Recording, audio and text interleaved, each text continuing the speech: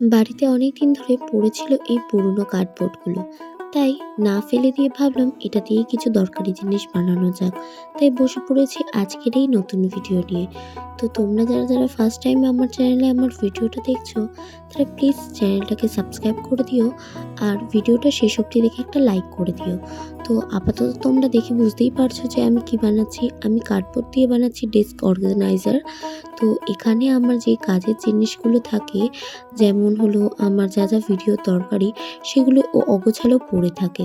তাই জন্য ভাবলাম যে এই কার্ডবোর্ড দিয়েই এটা বানাই। তো ফাইনালি এটা অনেকটা হয়ে গেছে আর আমি এখানে আমার কাছে যা ছিল সেই জিনিসগুলো দিয়ে বানিয়েছি। আর এটার ঢাকনা হিসেবে ছিল আমার কাছে ২ টো ক্যাম্পার বোতল। তার ঢাকনাটা আমি না ফেলে দিয়ে ভাবলাম ওটা দিয়েই ২ টো হুক বানানো যাক। আর এটা বানানোর পরে ঠিক এরকম দেখতে লাগছিল।